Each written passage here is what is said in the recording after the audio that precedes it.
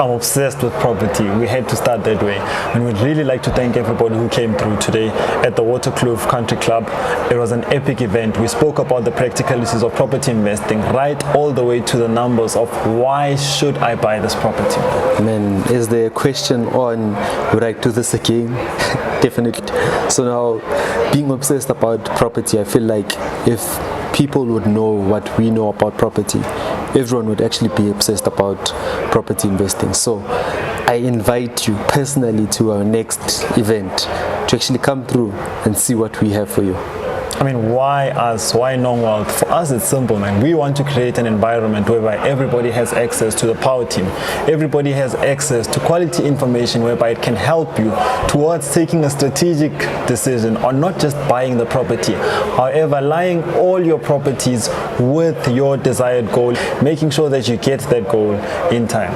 So next time you're thinking about property investing, think Nong Wealth. Invest like a pro with Nong Wealth. Before you start going into property, make sure that you consult people that know how to actually invest in property so that they can actually guide you. Okay, then the second one is that start investing ASAP. Yeah, like as soon as possible, because tomorrow can be 20 years later. True. And we've seen a situation whereby somebody's like, the market is congested. You know how they use these terminologies.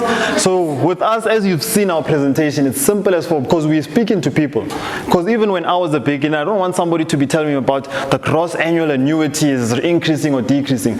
Let's be basic and let's implement as soon as possible. I believe in implementation because it's pointless sitting around here. I know somebody. 2 years ago, he was telling us about how the market is congested. I don't know what that means, but still today, if I can call, to Peter, I don't have it on my phone, if I could call him today, he'd still tell you the same thing. The market is congested. The market, we'll call him with you after that. But that's the thing, guys, where we drive in this thing is that some people become, you know, when you have too much knowledge and now you're like analyzing too much things that are not there. So that also tends to be a problem, too much knowledge. Hence, we also talk about implementation. We did mention that today it's about the knowledge and about the power team. Implement as soon as possible.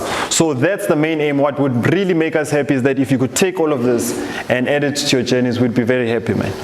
Yep, and then last but not least, the last one is that you need to get your passive income to 20% above your earned income. Okay. So let's do this fast so that it doesn't become a cute quote that leaves the day there.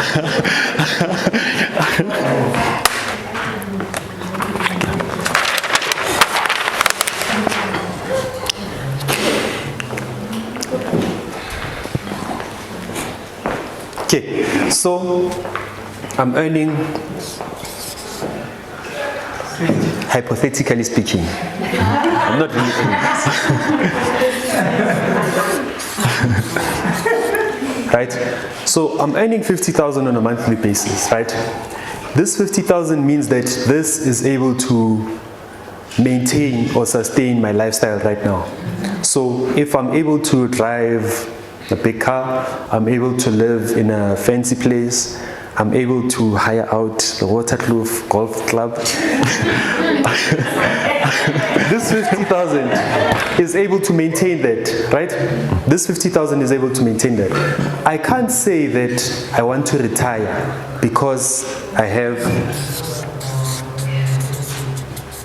in the bank, right? What I want to do is that I want to invest using what I have right now. Number one, payslip.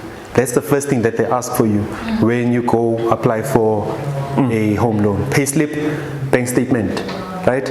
I take this 50,000 and I get properties that cash flow positive, right? That cash flow positive to a point whereby it exceeds this 50,000, got 20%, right? What this means is that, calculator please, 50,000 multiplied by 1,2. How much? 60,000. So I'm not going to retire until I reach to this point here. Because now at this point, I'm able to sustain whatever I have. I also got an increase here, 20%. In that way, I don't have to downgrade. Guys, this is something that I want to actually emphasize. Downgrading isn't easy. Yeah. downgrading could be one of the worst things that you can ever do. Downgrading because you have a choice is nice. If I was driving my, I don't know, then I say that I hate, now I want to move on to I want a normal car. I'm buying a now, right? I'm buying right? Because of my own stuff, right? I'm going to be buying. This is an emotional thing that I'm doing because I want to. No. But now moving to combat taxi, because you are forced, that's a problem. Because now most of the time we find out that people that do have actually fancy cars, they go around saying that I won't go with that car, man. Imagine me being in that car. So now the problem is that now you have to downgrade because of the situation, and now you don't have that money to actually go on to the next car. No, so it's a problem. So guys, let's get to a point whereby the 50,000 is our earned income, right? But now the 60,000 becomes the passive income, so that if you do decide to retire or they decide that we don't need your services anymore, you're still comfortable in where you are living right now. It's January. We've got two banks. So in Bank A, we put in 100 Rand in Jan. 100 Rand in Jan. At the end of the year, when we went back, we found out that it's at 105. How much is our profit? $5, right? And then looking at this as a percentage, what is our return on investment? It's on the slides, guys. It's not that complicated. So it's 5%, right? 5%. Now this is the bank. This is Bank A. This is option 1. Now I want to show you when we're looking at option number 2. So option number 2, what's going to happen is that we've got our initial investment. It's called principal. So if you didn't like mathematics back in high school, it's coming back. You can't run away from it as a property investor. So our initial investment is $100, right? So now during the year, what happened is that we were actually putting in more money into this bank, and it amounted to actually so the money that we were putting in, aside from the $100, it was 150, right? So how much is our total investment in this? We're not looking at our profit. How much is our total investment for Bank B? Looking at the end of the year. So we put in $100 every month. We were putting in money, and then at the end of the year, we noticed that we put in how much did we put in? Guys, this is simple numbers. I could have easily used millions and all of that. 250. No? Let's take it further now. Now we notice that when we go back to the bank, this is how much we have now, 260. How much is our profit? Because I don't want to just give it to you, it's about good time then. In rands. Yeah. 10 rands, right? There we go. Excellent example. And then now, if we're looking at it as a percentage, it's 4%. Yeah. Just one point. It's 4%. Are we all on the same page with this?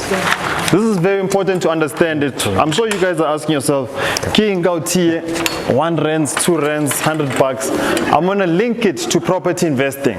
I want to link it in its simplest form in property investing. So what people do is that, do we all agree that this is the better investment? So if we had these two options, you'd rather put your money in this because we're getting 5%. Now what happens is that a person will buy a property, and then they'll add back rooms. Just build a whole lot of back rooms, 16 rooms, 20 rooms, and you find something like this now. That will be very hard to sell. Where is it? You find something like this because you put in more rooms. But now when you're looking at the investment side, you should have left it this way. This is what people do. Does everybody understand it, or must I repeat it? Must I repeat? Let me repeat. What people do is that, let's just say you buy a simple house of 100 rand. What people will do is that they'll build back rooms, they'll invest more money in the house in terms of building extra rooms. And then you find out that it has about 40 rooms. Only to find out that when you're looking at the investment, it was better if you left it here. You could have bought another property instead of building back rooms. So So most of our people just look at, my house has got 20 bedrooms, and then you'll be like, that person is making money. Sit down with person, let's have a meeting and let's discuss again numbers. You'll be shocked that they do not understand this. Hence, it becomes harder to grow your property portfolio because you do not understand this. Okay. So please be aware when it comes to investment side, guys, that more is not more. More sometimes can be less.